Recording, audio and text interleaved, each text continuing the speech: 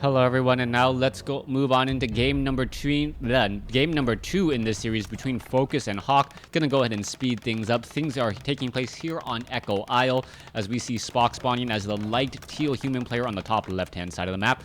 Meanwhile, over here on the top right, we have Focus spawning as the yellow orc. Orc versus human in this 1v1 matchup as we see Blade Master and Archmage have already made their rounds out.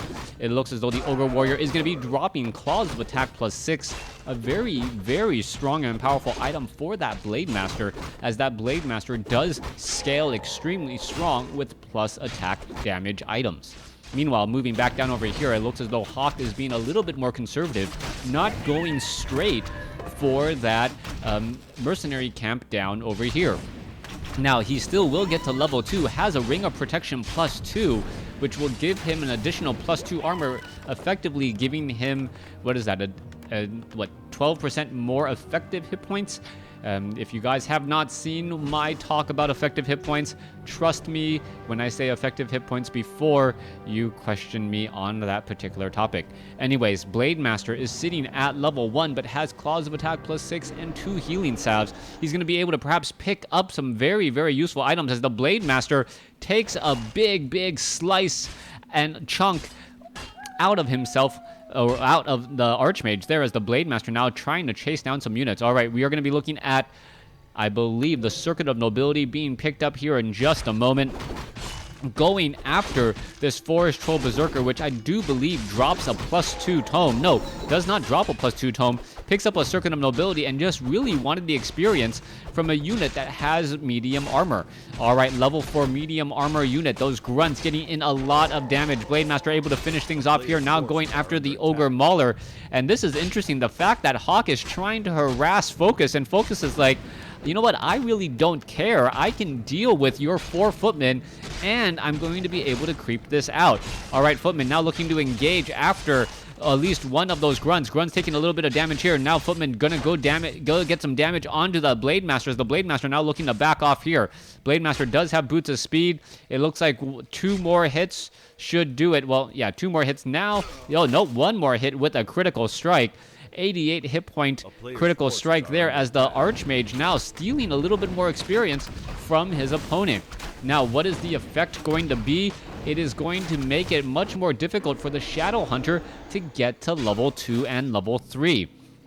Normally, when an Archmage or when a Blade Master is purposely not creeping out his own very, very easy creeps, he wants to give that to the Shadow Hunter to try and get to level 2 and get Healing Wave faster. Meanwhile, Blade Master now looking to finish things up, picks up a Wand of Lightning Shield, a very, very useful item, but it is unusable on yourself, so the Blade Master cannot wind walk into an area, use the Wand of Lightning Shield on himself, and then just deal damage around him if you try and engage him. Footman now looking to back off here, things still not looking all too great as a little bit of damage being absorbed by those grunts. Grunts heading over here to the top left now. What is going to be happening? Grunts heading over to the top left. Meanwhile, we can see a Blood Mage being added by Hawk. Hawk opting to go for perhaps a Mana Battery strategy or AoE or Ethereal form in order to, or Ethereal, or Banish, excuse me, to get the Blade Master into the Ethereal form, making it so that he is completely neutralized in terms of damage. Once he is out of the fight, you can then try and siphon mana away from him, removing much of his additional bonus damage, as the grunts are now looking to engage. Blood Mage doing a good job topping off that Archmage. Archmage almost up to maximum mana already. Blood Mage also getting a little bit of bonus mana from the Brilliance Aura, as the Archmage still only sitting at level 2, but is looking very, very strong, or very capable in this next push. All right, Blade Master going after the Ogre Magi here. Easy kill. This level 3 Blade Master gonna finish things off here. Picks up a Potion of Greater Healing, as we now see an Ensnare go down onto one poor footman. All right, let's take a look at this. Is it gonna get taken out? Blade Master simply just lying in wait, ready to do a bit of damage. You can see some sorcerers have now made their way over and aggroing the creeps, trying to engage, and there you go, getting an ensnare onto a sorceress and finishing it off. Back down over here, Shadowhunter, as I mentioned, is not yet quite at level 2, but is going after the Renegade Wizard creep camp. Should be able to get there momentarily, but not before the Archmage and Bludge Mage quickly arrive to the party to try and destroy some Orc Burrows. Orc Burrow number 1 looks like it will get taken down. Yes, there it goes. Blade Master now going after the priest there, and the priest is just trying to get away, unable to do so. Blade Master now pretty much effectively out of mana as the guard towers are now up. Blade Master now going to be getting in some damage onto the footman. You can take a look at this Blade Master down to 120 hit points. Will it be able to make its way out? Yes, it does look like it, using a potion of healing there. Blood Mage, however, needs to be very careful, needs to siphon mana away from that Shadowhunter. Shadowhunter now looking to back off as we are seeing a constant engagement still. Blood Mage still does not have level 2, cannot banish any of those units yet, as we see one guard tower getting some massive repairs and somehow still able to stay alive. All right, there goes another footman here. More repairs are going to be needed. That one scout tower just focused down far too quickly, as we see the guard tower now once again under upgrades.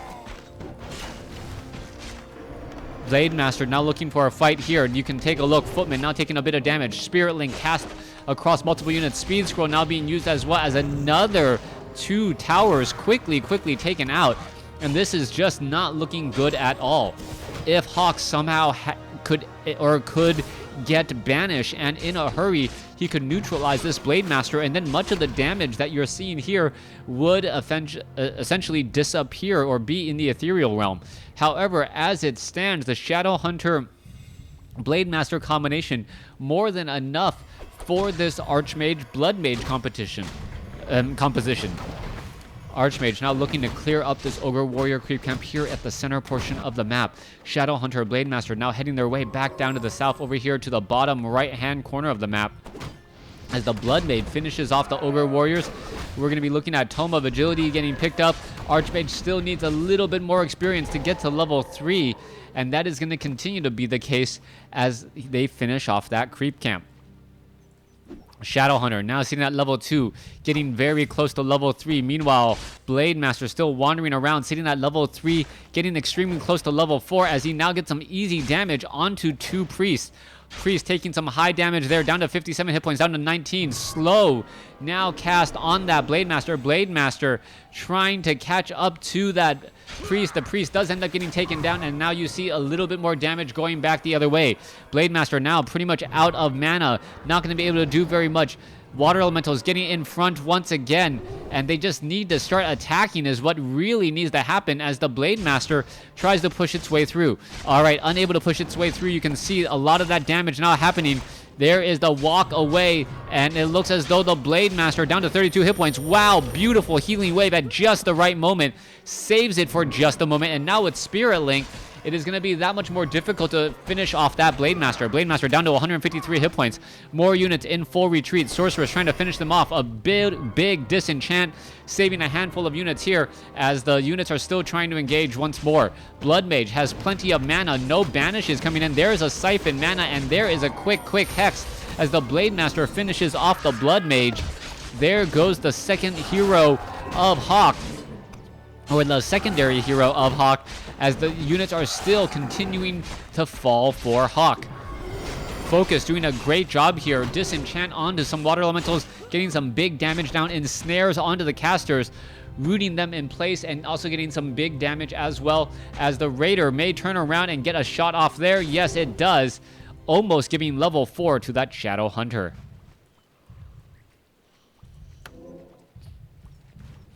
Shadowhunter may decide to pick up some items. It does picks up a potion of greater mana, a very powerful item indeed. Meanwhile, Archmage is sitting at level 3. Blood Mage is still sitting at level 1, not yet quite at level 2, as we're seeing more and more sorceress and priests being added to the army composition. The town is under siege.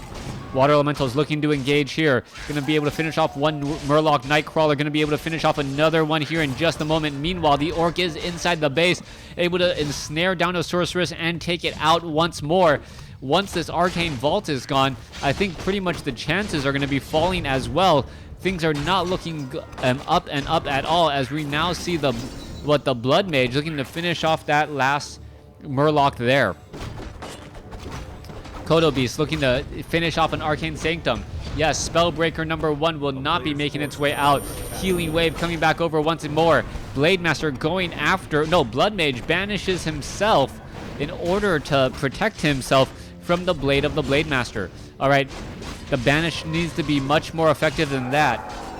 If Hawk has any real chance of trying to get back into this game. Archmage now making its way over. Then another disenchant here, going after some units. There's the ethereal form once more. And the Spirit Walkers could just start attacking this Archmage. It would in fact deal bonus damage. Alright, and the Snare is now going after units. Squirrel of Town Portal coming through once again. This is not looking good for Hawk. Hawk going to be able to sit inside his base perhaps and heal just a little bit more. Blood Mage is sitting at level 2. No Flame Strike that I've seen. So it could be... Yeah, no Flame Strike. So what is the other ability? Siphon Manos.